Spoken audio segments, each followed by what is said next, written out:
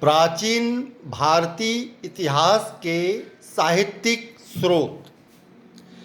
यद्यपि प्राचीन भारत के लोगों को लिपि का ज्ञान 2500 ईसा पूर्व में भी था, परंतु हमारी प्राचीनतम उपलब्ध हस्तलिपियाँ ईसा की चौथी सदी के पहले की नहीं हैं और ये भी मध्य एशिया से प्राप्त हुई हैं। भारत में हस्तलिपियाँ भोजपत्रों और तालपत्रों पर लिखी मिलती हैं, परंतु मध्य एशिया में जहाँ भारत से प्राकृत भाषा फैल गई थी, ये हस्तलिपियाँ मेषचर्म तथा खास काष्ठ फलकों पर लिखी गई हैं। इन्हें अभिलेख नहीं कहा जा सकता। ये एक प्रकार की हस्तलिपियाँ ही हैं।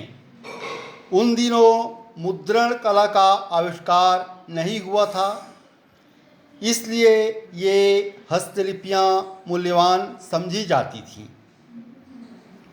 वैसे तो समूचे भारत से संस्कृत की पुरानी हस्तलिपियाँ मिली हैं, परंतु इनमें से अधिकतर दक्षिण भारत, कश्मीर और नेपाल से प्राप्त हुई हैं। अधिकांश प्राचीन ग्रंथ धार्मिक विषयों पर हैं। हिंदुओं के धार्मिक साहित्य में वेद, रामायण, महाभारत, पुराण आदि आते हैं। यह साहित्य प्राचीन भारत की सामाजिक एवं सांस्कृतिक स्थिति पर काफ़ी प्रकाश डालता है, किंतु देश और काल के संदर्भ में इसका उपयोग करना बड़ा ही कठिन है। ऋग्वेद को 1500 से 1000 ईसा पूर्व के लगभग का माना जा सकता है, लेकिन अथर्ववेद, यजुर्वेद और उपनिषदों को 1000 से 500 ईसा पूर्व के लगभग का माना जाएगा। प्रायः सभी वैदिक ग्रंथों में छेपक मिलता है, जो सामान्यतः आदि या अंत में रहता है। ऋग्वेद में मुख्यतः देवताओं की स्तुतियाँ हैं, परंतु बाद के वैदिक साहित्य में स्तुतियों के साथ साथ कर्मकांड, जादू टोना और पौराणिक आख्यान भी हैं। इसके अलावा उपनिषदों से दार्शनिक चिंतन मिलते हैं। प्राचीन भारतीय इतिहास के स्रोत के रूप में साहित्यिक स्रोत का अतुलित योगदान है। इससे प्राचीन काल के राज व्यवस्था,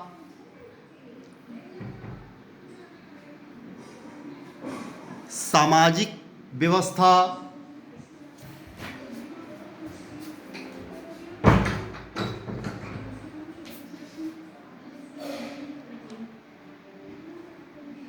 धर्म, धार्मिक आस्था, कला,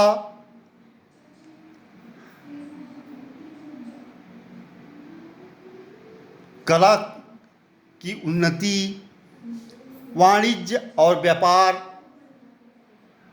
की क्या स्थिति थी, दशा थी, इसका पता लगाया जाता। ये साहित्यिक स्रोत अन्य स्रोतों जैसे सिक्के, अभिलेखों की पुष्टि करते हैं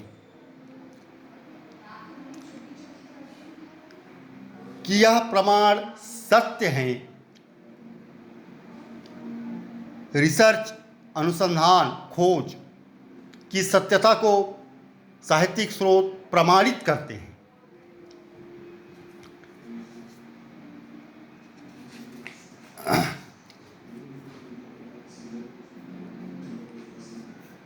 भारत में अनेक लेखकों ने,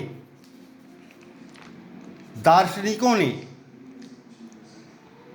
अपने लेखन के माध्यम से तत्कालीन समाज में राज व्यवस्था, समाज व्यवस्था का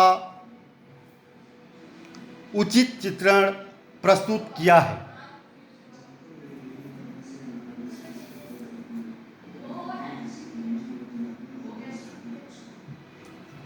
अधिकांश प्राचीन ग्रंथ धार्मिक विषयों पर हैं।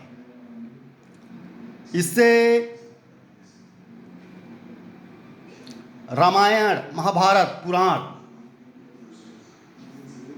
ये सब तत्कालीन भारत की सामाजिक एवं सांस्कृतिक स्थिति पर प्रकाश तो डालते हैं, किंतु देश और काल के संदर्भ में इसका उपयोग करना कठिन है। ये तथ्य महत्वपूर्ण है। सामाजिक हैसियत इन धार्मिक ग्रंथों की विवेचना करके, मूल्यांकन करके सामाजिक एवं सांस्कृतिक स्थिति पर तो पर्याप्त प्रकाश डाला जा सकता है, किंतु देश और काल के संदर्भ में इनका उपयोग नहीं किया जा सकता।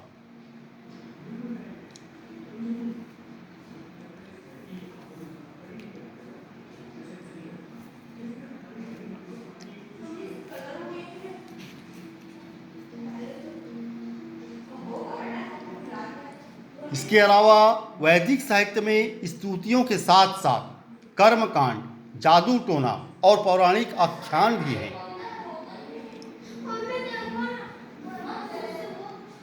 इसके अलावा उपनिषदों से दार्शनिक चिंतन भी मिलते हैं।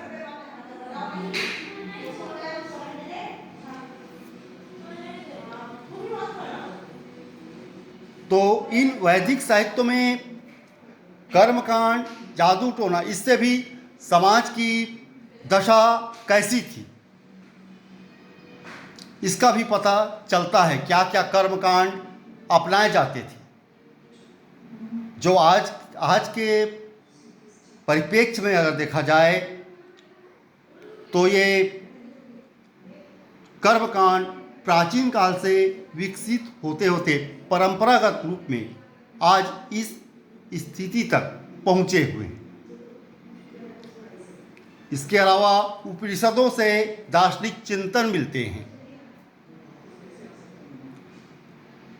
समय समय पर विभिन्न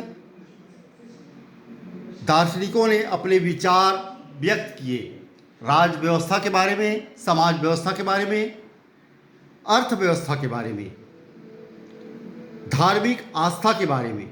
इससे भी तत्कालीन समाज की राज, समाज, अर्थ, धर्म व्यवस्था पर पर्याप्त प्रकाश डाला जा सकता है। धन्यवाद।